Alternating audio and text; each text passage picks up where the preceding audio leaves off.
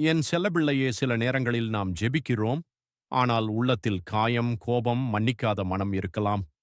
வெளியே அமைதியாக இருந்தாலும் உள்ளே பழைய வலி பிடித்து வைத்திருக்கலாம். அந்த சுமை நம் மன அமைதியையும் ஜெப வாழ்க்கையையும் பாதிக்கலாம். சில நேரங்களில் நாம் சொல்வோம், நான் மறந்துட்டேன், ஆனா மன்னிக்க முடியல. அந்த மறைக்கப்பட்ட வலி நம் இதயத்தில் பாரமாக தங்கிவிடும். மன்னிக்காத இதயம் முதலில் மற்றவரை அல்ல, நம்மையே சோர்வடையச் செய்கிறது. கோபம், பழைய நினைவுகள், ஏமாற்றம், இவை மன அமைதியை மெதுவாக எடுத்துக்கொள்ளும். தேவன் நம்மை அந்த சுமையோடு வாழ சொல்லவில்லை. ஒருவருக்கொருவர் இரக்கமுள்ளவர்களாயும் மன்னிக்கிறவர்களாயும் இருங்கள். மன்னிப்பது என்றால் நடந்ததை ஏற்றுக்கொள்வது அல்ல. அது அந்த காயம் இனிமேல் என் வாழ்க்கையை ஆளவிட மாட்டேன் என்ற முடிவு. மன்னிப்பு சில நேரம் உடனே வராது. சில நேரங்களில் நாம் நினைப்போம், அவர் என்னை இவ்வளவு காயப்படுத்தினார், நான் எப்படி மன்னிப்பேன்? மன்னிப்பு எளிதல்ல. ஆனால் மன்னிக்காமல் இருப்பதும் உள்ளத்தில் அமைதியை தராது. தேவன் நம் வார்த்தைகளை மட்டுமல்ல, நம் இதயத்தையும் பார்க்கிறார். நாம் காயமடைந்திருந்தாலும் அந்த வலியை அவரிடம் கொடுக்கலாம். மன்னிப்பு என்பது பலவீனம் அல்ல, அது உள்ளத்தின் சுதந்திரம். உடைந்த இதயமுள்ளவர்களுக்கு கர்த்தர் சமீபமாயிருக்கிறார். இன்று முழுமையாக மன்னிக்க முடியவில்லை என்றாலும் பரவாயில்லை. ஆனால் இப்படி சொல்ல ஆரம்பிக்கலாம், ஆண்டவரே, நான் மன்னிக்க விரும்புகிறேன். சில நேரங்களில் நமக்கு சரியானது என்ன என்று தெரியும், ஆனாலும் அதை தொடர்ந்து செய்யாமல் இருக்கலாம். இதையே தொடர்ச்சியான கீழ்ப்படியாமை என்று சொல்லலாம். இது பயத்தால், பழக்கத்தால் அல்லது பிறகு மாற்றிக்கலாம் என்ற எண்ணத்தாலும் வரலாம். வசனத்தை கேட்பவர்களாய் மட்டுமில்லாமல் அதன்படி செய்கிறவர்களாயும் இருங்கள். நாம் மீண்டும் மீண்டும் தெரிந்ததை புறக்கணிக்கும் போது உள்ளத்தின் அமைதி குறையலாம். ஜெபிக்கிறோம், ஆனால் மாற்றம் வராதது போல தோன்றலாம். சில நேரங்களில் தேவன் தூரமாக இல்லை, நாம் கேட்காமல் பழகியிருக்கலாம்.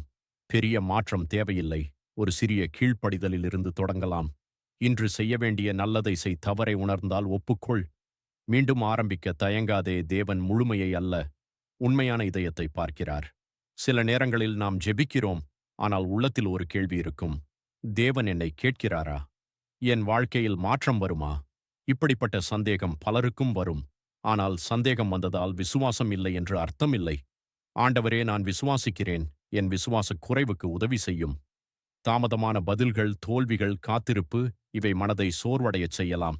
அப்பொழுது நாம் தேவனை விட சூழ்நிலையை அதிகமாக பார்க்க ஆரம்பிக்கலாம். ஆனால் விசுவாசம் என்பது எல்லாம் புரிந்த பிறகு நம்புவது அல்ல, புரியாத நேரத்திலும் நம்பிக்கையை விடாமல் இருப்பது. சிறிய ஜெபத்திலிருந்து தொடங்கு, கிடைத்த ஆசீர்வாதங்களை நினைவு கூர், பயத்தை அல்ல.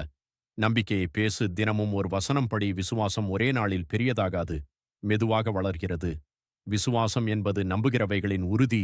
சில நேரங்களில் நாம் ஜெபிக்கும்போது, எனக்கு இது வேண்டும், அது வேண்டும் என்று மட்டும் கேட்கலாம். தேவனுடைய சித்தத்தை விட நம் விருப்பம் மட்டும் முக்கியமாகிவிட்டால் அது சுயநல நோக்கமாக மாறலாம். நீங்கள் கேட்கிறீர்கள், ஆனால் தவறான நோக்கத்தினால் பெறவில்லை. சுயநலம் என்றால் தேவைகளை கேட்பது அல்ல, நம் விருப்பம் மட்டுமே நடக்க வேண்டும் என்று பிடிவாதமாக இருப்பது.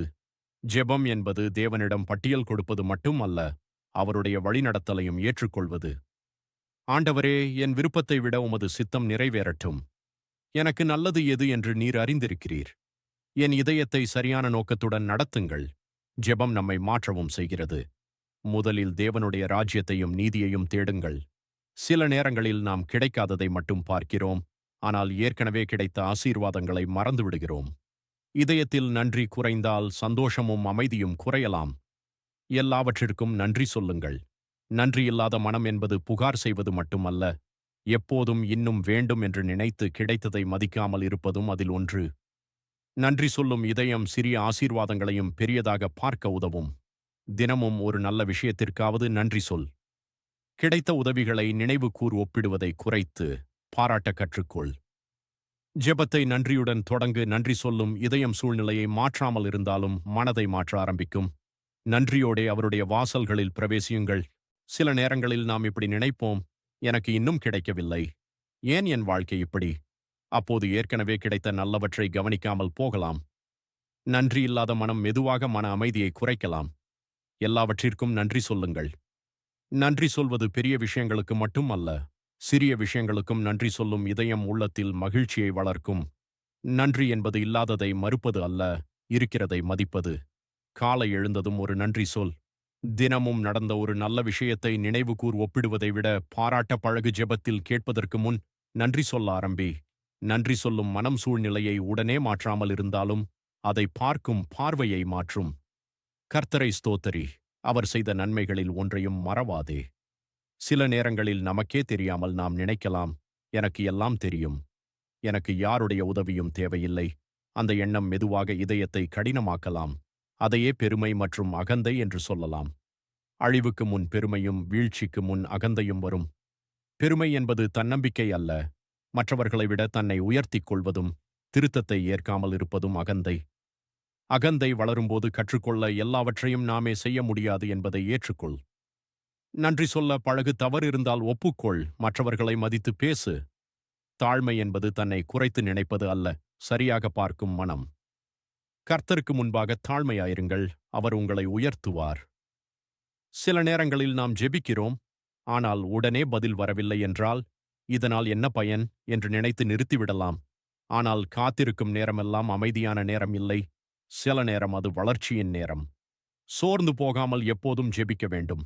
நீண்ட நாட்கள் பதில் தெரியாமல் இருக்கலாம், சூழ்நிலை மாறாமல் இருக்கலாம். அப்போது ஜெபத்தை விடுவது எளிதாக தோன்றலாம். ஆனால் ஜெபம் சூழ்நிலையை மட்டுமல்ல, நம் இதயத்தையும் மாற்றுகிறது. தினமும் சிறிய நேரமாவது ஜெபி, உடனடி பதிலை எதிர்பார்த்து கைவிடாதே. கிடைத்த சிறிய மாற்றங்களையும் கவனி. நம்பிக்கையோடு தொடர்ந்து நிலைத்த ஜெபம் என்பது அதிக வார்த்தைகள் அல்ல, தொடர்ந்து திரும்பி வருகிற இதயம். நன்மை செய்வதில் சோர்ந்து போகாதிருப்போம். இந்த வார்த்தை உங்களுக்கு உதவி